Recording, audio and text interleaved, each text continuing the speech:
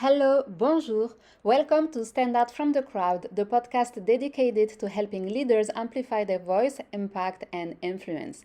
Each week, I interview some of the brightest thought leaders and entrepreneurs of our time. We understand that being a leader has its own set of challenges. We want to be successful and impactful, fulfilled in our professional and personal life, and most importantly, stay authentic to who we are. As people, we have strengths, weaknesses, positive and bad experiences.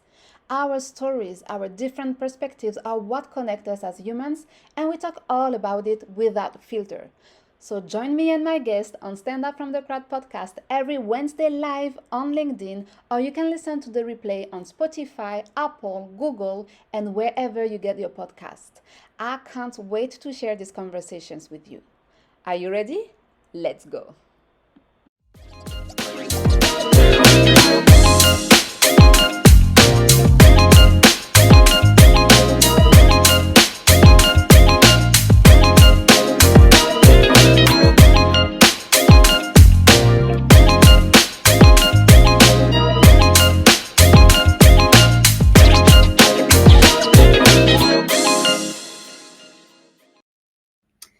Good morning, bonjour, salam alaikum. Welcome on Stand Out from the Crowd. If you're new here, my name is Doreen. I'm the host of this podcast live stream on LinkedIn every Wednesday, 12:30 p.m. Eastern Time, where I get to interview some of the brightest leaders of our time.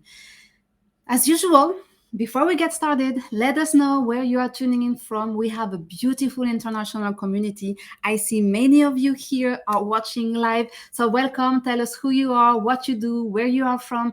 And of course, as usual, if you have any questions, either you're watching the live or the replay, leave your questions and comments below, or at least in the comment section, because this is your opportunity, to stand out from the crowd, but also to get answers, advice, tips, best practice, shortcuts from those who have walked the walk already. And without further ado, please help me welcome our standout guest, Stephen Clark. Hello, Stephen. How are you doing? Hello, bonjour. I'm doing fine. How about you? I'm doing well, thank you. So I'm super happy to have you today as our standout guest. To tell you the truth, beautiful people, Stephen and I, we have known each other for quite a few years now, and he has been a mentor of mine as well. I keep telling you how much important, no matter how long you have been in the field, no matter how old you are, no matter what you think, having mentors who are like 10 years, 20 years, and more ahead of you is really the key, to take the right step and to fast track your success. It doesn't mean that you don't have work to do. Obviously not, but at least you have people to guide you. So, Stephen, today we will be talking about purpose leadership. That's a topic that is close to your heart. When I think about purpose leadership, I think of you, obviously, because you are among the few leaders. And actually, when I was doing my research, I came across a study saying that only 20% of leaders have found their personal purpose, and among them, very few know how to articulate it. And when I look at you, when I listen to you, you know your purpose. You stand, tall and strong in front of everybody, like you're strong about your value, you're strong about your purpose, and you take actions to make the impact that you want to make. And that's the beauty of it. So let's start with, your story. Was it obvious to you, like, okay, I know what I want to do with my life, this is my purpose, or that's something that you discovered over time? Yeah, no, it certainly it was discovered over time. I think also sometimes your purpose changes depending on. I Mhm. mean, I was a professional athlete, and so I played hockey for 5 years. I got hurt, and it ended very abruptly. But that was my purpose in life. I mean, I felt hockey in sports would be all encompassing forever. After I finished my career, I thought I would go on to, to do other things. But that changed, and I think that one of the good leaderships I know you talk about leadership in this as well, is knowing that things change and being able to, what I call, course correct. Learning and deciding that this is the new avenue that you've got to go down. And so, yeah, for me, it's changed, and it was only really in the last probably six years that I really found my true purpose, and I'm living it now. Wow, so only 6 years. So I didn't know that about you. Yeah. So, like, how did that happen? Like, did you wake up one day and say, "Hey, this is my aha moment. I know I have found my new purpose." And I'm glad that you said, it's changing based Hmm. on, life experience, life events as well. Sure. You planned to have a great career playing hockey, and it didn't happen, like for many professional sport players. Actually, they dedicated their life to sport, and when life events happen, they're like, "But what do I do with my life?" Or Oh even yeah. when they retire. Yep. So, like, what was the transition like, and how did you finally find your new purpose then? So for me, for the transition from sports was a little bit difficult because it was taken abruptly from me. I had full intentions to continue on, but having got hurt and not being able to do that. And I think the next one really was just the next go round that for me was obviously the marketing advertising industry, which I got introduced to and just kind of fell in love with it. I resonated with it. It felt right. And I think for me, that's one of the things always. It has to feel right to me. I have to kind of know, almost like that inside, that intuition type of feeling where what you're doing is the right thing. Hmm. And I've that's one of the things I've had since I was very young, um, and even when I was growing up, because I was a bit of a street kid. My parents both worked two jobs, and so, but I always knew kind of what was the right thing to do instinctively. Not that I always did it, but but That's two different things. two different things exactly. So, but yeah, so that was kind of my journey. And then when this new journey I'm on now, it wasn't instant. It was something I knew, having taken kind of an early retirement, which we knew instinctively, again, that wasn't this isn't who we are, and we have way more to offer to the world. But it did take a little bit of research. The only thing I knew is that my mentors over the years, and I loved your comments about mentors, because I've always had mentors Mhm. and I've always learned from them. And one of the things they always asked me was, what would you want on your, or what do you want on your tombstone when you pass away? And I never liked the question, because obviously it gets you started Mhm. thinking about passing away. But I instinctively said, that he made a difference in the world. Yeah. It was just a feeling. That's what I wanted to be known for. Not that he was a great hockey player or that he was a great business guy. That he made a difference in the world. And they always used to say to me, "Well, have you?" And of course, me being me, would say, "Of course I have. What are you talking about? I've been on boards of charities. I've given millions of dollars. I've done all this kind of stuff." But again, instinctively inside, that little man would say, "Really? Is that it? Mm. That's it? That's all you can do?" And so I knew I had more to give. And so, 6 years ago when I decided, it was like, okay, now's the time to go all in. Now's the time to really live your true purpose, which you've known, your whole life. And but now you've got the opportunity, you've got the means, you've got the time, you've got everything to really live it. And that started the journey. So, would you say that we all have our purpose deep inside? It's just like we either don't know it, don't give it credit. Usually, we don't listen to our inner voice, or not as much as we should.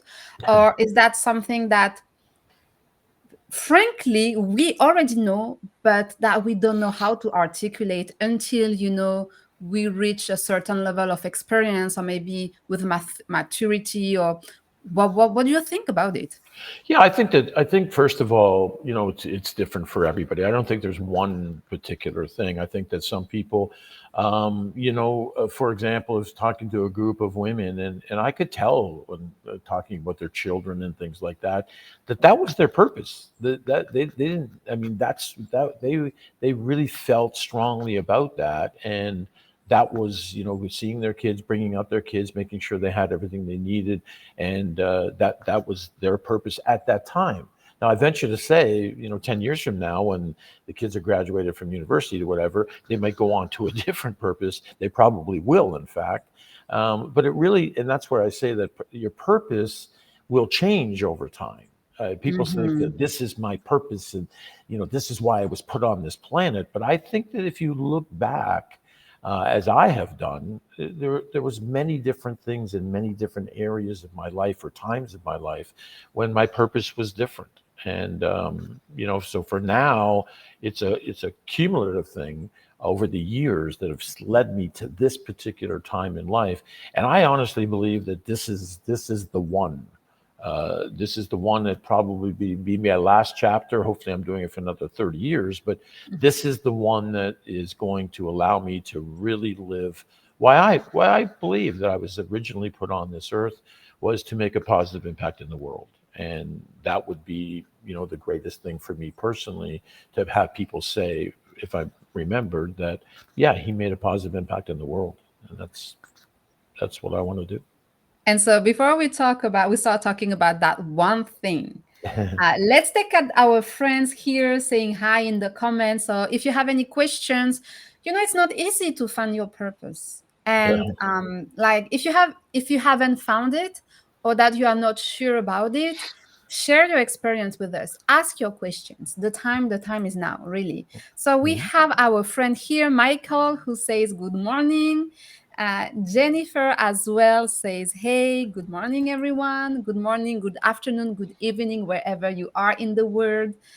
Zletana here says, fantastic afternoon to all from Toronto, Canada. Excited to hear the story of social impact leader Stephen. Yes. Farah Ossi is in that place. Hello, Farah. Thank you for joining us today. And Jennifer says, um, love to learn my true purpose. And that's a journey. That's a Mhm. journey from the beginning to the end, I guess. Yeah, I think it is, and I think that, as I say, I think they might change along the road. But what you'll find, I believe, is that maybe you've had three, four purposes based on your age or your circumstances. But I think that what ends up happening, which has certainly happened to me, and I've talked to some other people the same thing, is as you mature, you start to kind of almost like it's a funnel system, and it starts and you end up with that one that really is just resonates with you.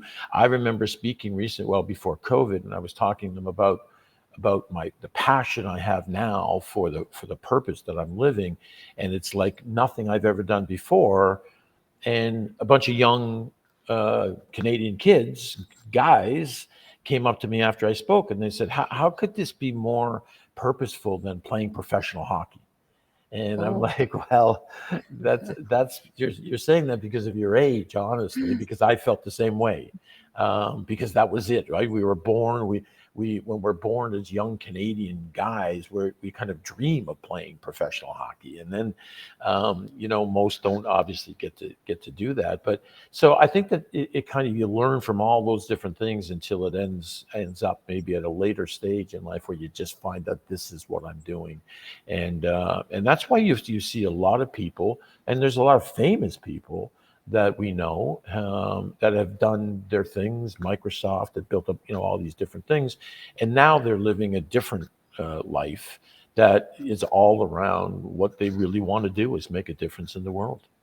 yes. And actually, Farah says purpose brings direction and joy. So Sure tell us does. now a little bit more about your new purpose, the one that brings you Yeah, joy and happiness every day uh, yeah, yeah. of the year.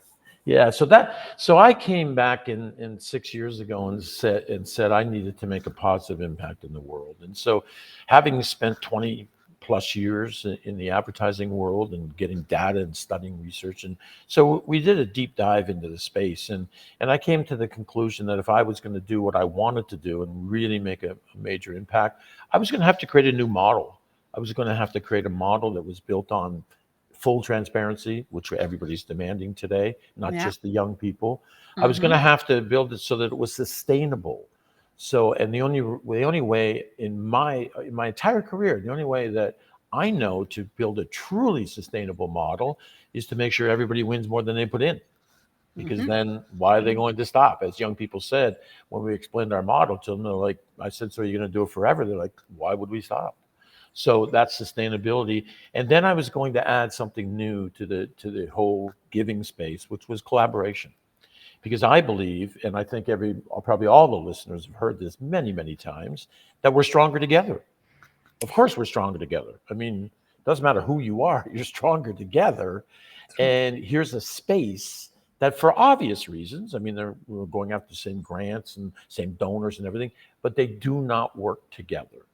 And I think if you do a deep study, as I have done, got all the data, it's probably the single biggest reason why we're not solving the very serious challenges that we're facing in the world today is because we don't work together. And, we never will unless we start to change that. So that's the model and the premise on which we built what we have today we have 7 different for-profit social enterprises. So tell us more about what you're doing to feed kids in North America, because from the outside we tend to believe that we have it all in North America, but actually you shared with us a couple of times quite data that are quite shocking about kids going to school on an empty stomach, hungry. Yeah. So, so what we decided to do, so just so people understand clearly that your purpose is something that now my purpose, for example, is to make a positive impact in the world. That's my purpose. Often, when once we find that and we feel really good about that, then we have to create missions in which to achieve that. So, in our mission, after getting all the data and everything, and knowing that we had to become a for-profit, we needed, as a for-profit company, you have to sell either a product or service. So we elected, based on all the data we got on how many people were going hungry in Canada, the United States, that let's make that our mission. So our mission is to end hunger in North America. Now, the beauty of our model, because I know some people have said, well, there's other problems in other countries, and that's cool, but we can still do what we do by feeding them, because again, we have that collaboration model.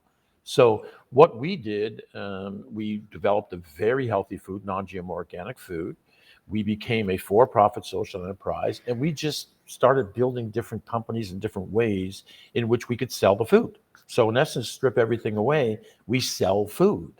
But when people buy food from us, we take that food in their name, we ship it to a participating charity. So we partner with charities. The charity sends them a note that they received the food, thank you very much, and now they're going to put it in the hands of the children. The significance of that, Doreen, is that, first of all, the price point, which is under $40 to buy 30 meals, is $1.33 a meal. So everybody that we put in our focus group basically said to us, we don't even know how you're making a profit on this. So we're certainly comfortable with that. And then secondly is they're getting that note, that email back from the charity that they received it. So what are you giving the charity in our model? Well, you're giving them food. And what percentage of that's going back to the people who need it? Well, all of it. They're not eating it. So they were really, really happy with the whole transparency. It was very, very obvious where the money was going, like where every cent was going, and the fact that what they were giving us or buying from us was going directly into the hands of people who needed it. So that was our first goal. And then the second one, of course, was sustainability. So again, how does everybody win more than they put in? Well, in our model, everybody who's paying the $39.70 gets a discount mobile app, a North American discount mobile app. Right now, it's going to be global, but right now we have 310,000 vendors on that app, from all different walks. I mean, restaurants, bars, hotels, travel, everything. And every one of our vendors will give you a minimum of 15% off every time you use it. So in our case studies that we did in our focus groups, no one was going to save less than 3 times what it was actually costing them to feed that person. So they were winning more than they put in. And as the young crowd, which we were really getting a lot of studies from, we said, "Are you going to do it forever?" And they were like, "Why would we stop?" So we had the sustainability, and those were the two important things for us going up front, because we knew every company that we were going to build, like a purpose-driven travel, for example, purpose-driven artists, by tapping into existing communities, we could then create that collaboration where we could give back to other causes. And so that's how our model works. And that's a wonderful model, because when it comes usually to charities and non-for-profit, for those of you who may not know how the non-for-profit works, um, word works, basically you present an application every year or every 5 years to get grants, right? And the thing is, once the grants are gone, you need to continue to start the process again and again and again and again, and oftentimes a lot of resources are used and are mobilized to gain more resources, to find more resources, right? So this is not sustainable, and this is very tiring for the non-for-profit sector. Yeah. So I know that that's something, the sustainability aspect of it is something that triggered you. And tell us Mhm. the story how one of your friends came to you and say, hey, you gotta build Yes. a sustainable model, Uh, so we don't have to chase yeah. we no longer have to chase the money, so we can continue to make an impact and Yeah. empower our communities without having to struggle looking for more and more money all the time. Yeah, that's one we're really proud of, and it just recently launched because of that conversation. A friend of mine who knew that I was a creative business strategist and known me for years, and also knew what we were doing now.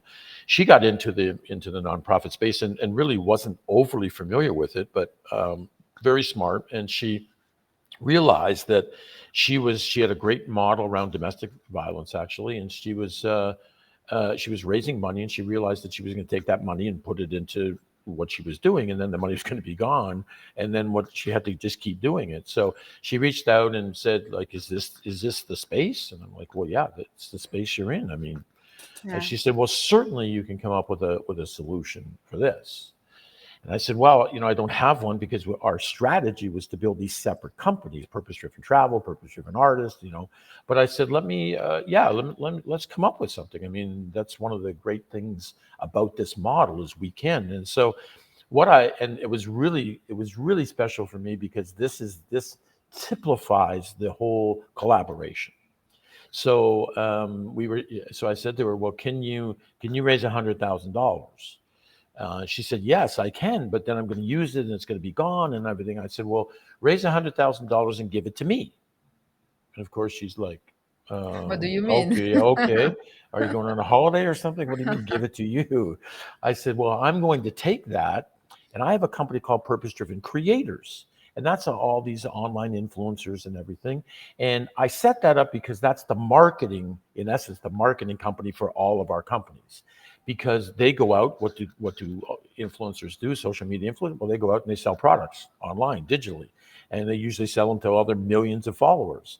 So I did a deal with them and said, okay, if I pay for you for the campaigns, what can you guarantee me?